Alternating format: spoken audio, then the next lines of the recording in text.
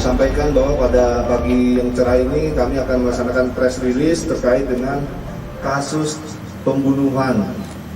Kami uraikan singkat dulu kejadiannya untuk uraian ke peristiwanya, bahwa pada tanggal 27 Februari hari Minggu mengecek kejadian perkara, kemudian ditemukan bahwa ada seorang wanita dengan inisial OD sudah tergeletak di kasurnya.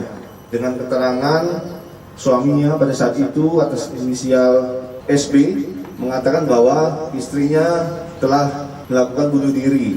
Seiring waktu, pada hari Rabu dengan ditemukannya bukti petunjuk ataupun bukti-bukti baru, kami memulai dengan memeriksa saksi suaminya kembali, memeriksa lanjutan suami kembali, kemudian dengan teknik interogasi, dengan pendekatan psikologis, kami mendapat pengakuan dari suaminya dengan inisial SB ini bahwa yang bersangkutan telah merekayasa tempat kejadian perkara, kemudian melaporkan kejadian palsu yang awalnya katanya diduga bunuh diri, tetapi ternyata sebelum disetting tempat kejadian perkara bunuh diri itu telah dilakukan oleh tersangka, yaitu pembunuhan dengan cara mencekik dengan alasan penyebab ributnya itu terkait dengan istrinya mau minta cerai.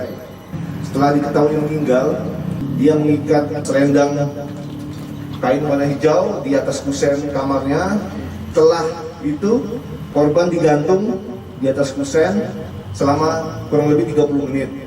Setelah 30 menit, korban digeletakkan di kasur. Ya, ini spraynya diletakkan di kasur kamar.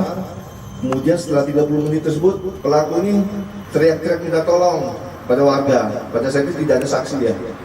Teriak-teriak minta tolong, kemudian nggak berapa lama untuk korban datang ya. Ya datang, kemudian baru nanti tim olah TKP dan lain-lain datang. Ya, kami tidak berhenti sampai di situ. Kami juga melaksanakan tes urin kepada pelaku dan didapat hasil urinnya yaitu positif mengandung sabu ya. Methamphetamine ya. Kami juga nanti akan melaksanakan otopsi pada hari Senin untuk menemukan salah satu alat bukti yang akan menguatkan nanti dan meyakinkan hakim di sidang pengadilan. Demikian yang dapat kami sampaikan. Terkait hasil dari tim dokter atau puskes sendiri, apa itu Pak Kapolres yang ditemukan pada korban Pak Kapolres? Ya, jadi pada saat pertama itu ada dokter dari puskes ya, puskes ya, dokter Langgeng di Waituba ya. Pada saat itu dokter hanya bisa menyimpulkan melalui visum luar, ya. Dokter puskes hanya bisa menyimpulkan dari visum luar yang didapat, yaitu kalau dilihat dari foto-foto itu memang ada bekas luka jeratan di sini, jeratan seperti tali tambang itu. Kemudian ada luka memar juga di sekitar lehernya, leher sebelah kanan atau sebelah kiri gitu ya. Jadi itu hanya visum luar hanya bisa sampai seperti itu. Makanya nanti kita dengan adanya otopsi akan kita ketahui bahwa penyebab kematian itu seperti apa, sehingga nanti bisa menjadi alat bukti yang dapat menjerat tersangka.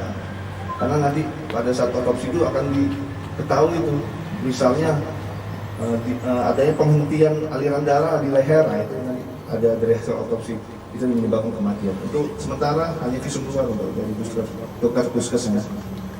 Jadi Komandan, terkait dengan kejadian pembunuhan ini ada nggak Komandan motif lain selain cekcok Komandan? Untuk sementara dari hasil penyelidikan belum ada ya, dari hasil pemeriksaan saksi, kemudian dari saksi-saksi lain, orang tua korban dan lain-lain belum ada. Jadi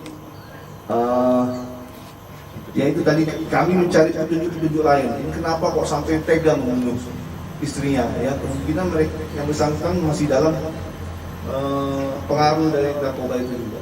Makanya kami dapat bukti petunjuk itu, kemudian kami dapat juga BAP dari saksi teman yang sama-sama menggunakan narkoba, sudah diamankan oleh Sar Narkoba, sehingga itu nanti semoga itu dapat menjadi kelengkapan bukti di sidang pengadilan nanti.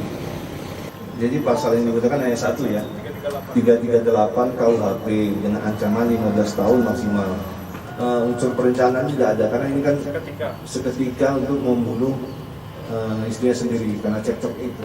Jadi tidak ada sebelumnya ada perencanaan menyiapkan alat segala macam, tidak ada.